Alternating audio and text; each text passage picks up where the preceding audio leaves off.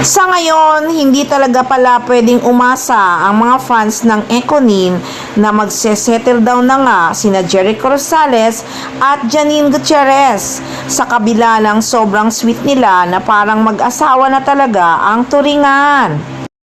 Ipinaliwanag din talaga ng aktres sa podcast ni Ganil Krishnan na oh my God kung bakit hindi pa talaga siya nagpaplano for settle down. Paliwanag nga ng aktres tungkol sa settle down, syempre kakapirma ko lang ng kontrata sa Star Magic. So I mean, the plans are set to the next 2 years.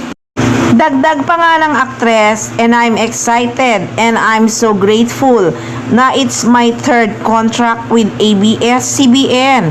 As in, di ko naiisip na ang bilis ng panahon na ilang years na ako and to be given another opportunity to sign another contract and work with ABS and Star Magic. Syempre, yun yung priority ko for the next 2 years. Ganon din si Eko, 3 years pa nga daw kay Eko.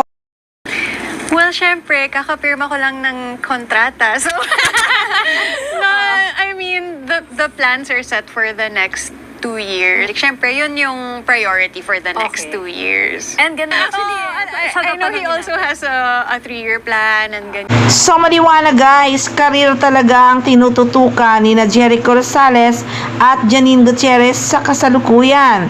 So maghihintay man tayo after 2 years or 3 years bago sila magplano for settle down. Ayon din naman sa kanya ay masaya naman talaga sila ni Eko pag magkasama lalo na sa taping.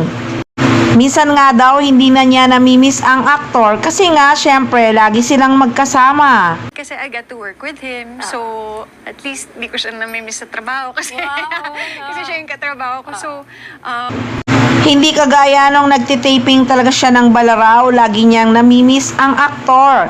Kaya naman napabalitang dumadalaw daw talaga si Jericho Rosales sa taping ni Janine Gutierrez kahit napakalayong lugar.